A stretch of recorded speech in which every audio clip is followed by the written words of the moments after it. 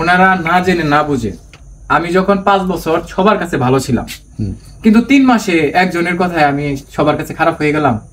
তাহলে যে ওনাদের জন্য যখন আমার ইনকাম ছিল, আমি আরো বেশি ইনকাম করতে পারতাম, তখন তো আমি টাকার পিছনে ছুটি নাই। এখন অডিয়েন্স যারা আছেন ওনাদের একটা কথা বলতেছি, সেটা হচ্ছে ভাই, আপনারা যারা আছেন ভিডিওতে যা দেখেন এবং যা শুনেন প্রকৃতপক্ষে তা সত্য এবং বাস্তব নয়। অনেক সময় ঘুরিয়ে ফিরিয়ে কথা বলা হয়, যেটা আপনারা সত্য হিসেবে গ্রহণ করেন।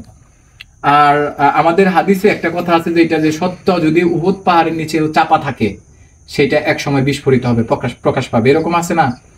তো আমাকে নয়, আপনারা দেখবেন যে বাংলাদেশে যারা সেলিব্রিটি লোক, রাজনীতিবিদ এবং প্রভাবশালী যারা আছে, যাদেরকে চিনে, তাদের যদি কোনো একটা ফল্ট পায়, শুধু টাকা উপার্জনের নেশায় ওনারা ওই মানুষগুলোকে নিয়ে ট্রল করতে, ছোট করতে একটু দ্বিধাবোধ করে না।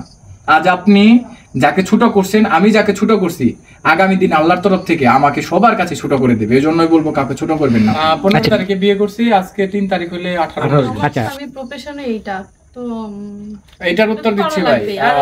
ব্যবসা প্রতিষ্ঠান করার ইচ্ছা আছে, দেখি যদি হয় তো। আমি রিসেন্টলি ভাই ব্যবসা যখন শুরু করব, এর আগে ওকে আমি এখান থেকে করে দেবো। আর ওকে নিয়ে আমার মানে রেগুলার অত ভিডিও বানানোর ইচ্ছা নেই।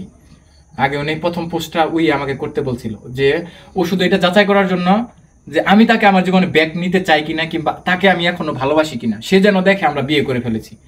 ওই পোস্টটাও আমাকে রিকোয়েস্ট করার কারণেই আজকে মনে করেন এই যে এত কথা শুনছি। তা না হলে আমি বলছিলাম না যে 3-4 মাস পরে পোস্ট করি, কিন্তু ও করছে শুধু ওই কারণেই। ওর কারণেই ওই দিন রাত 10টার দিকে আমার ওই ভিডিওটা এবং ছবিটা পোস্ট করা হয়। ওই এক পোস্টই ধরনের আজকে এই পর্যন্ত কথা শুনতে হয়। করুক, করতেই পারে, অনেকে নতুন ইউটিউবার আছে, পেজ চালায় অনেক বোনেরা, সো ওনারা টাকা ইনকামের জন্য করছে।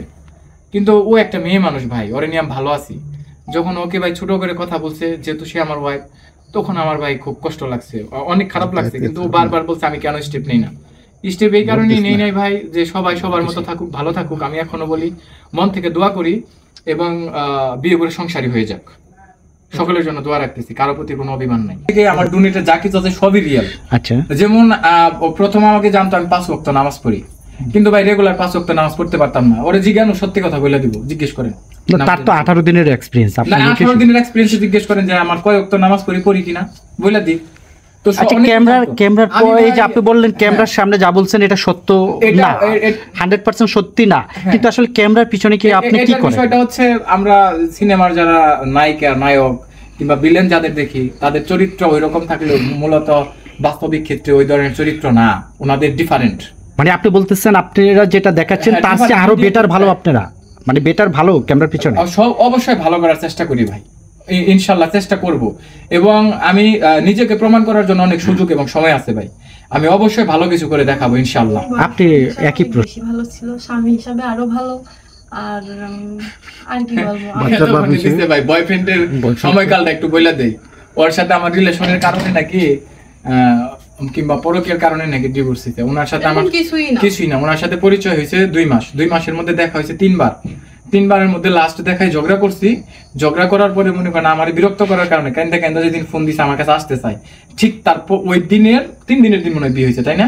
এমনকি ওর সাথেও কথা বলছে, রিকোয়েস্ট করছে ওকেও, কিন্তু ও দ্রুত সিদ্ধান্ত নিয়ে ফেলাইছে এবং আমি সিদ্ধান্ত নিছি, যার কারণে খুব ফাস্ট বিয়ে করে ফেলছি, যে এই ঝামেলা থেকে বের হয়ে আসি, যাতে বিরক্ত না করতে পারে।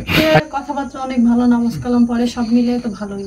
ওটা দেখিয়ে বিয়ে করছি, তো তাও ভালো, খারাপ না। তো বাস্তবে কতটুকু মিল পেলেন? সবই মিল আছে, কিন্তু রাগী বেশি। হ্যাঁ, এটা সত্যি ভাই, একটু বেশি। আমার বলে না রাগী, আমি রাগী আছি, কিন্তু আমার রাগ একদম পানি। মানে যখন একদম সিরিয়াস হয়ে যায় তখন আমি একটু রেগে যাই, তাছাড়া আমি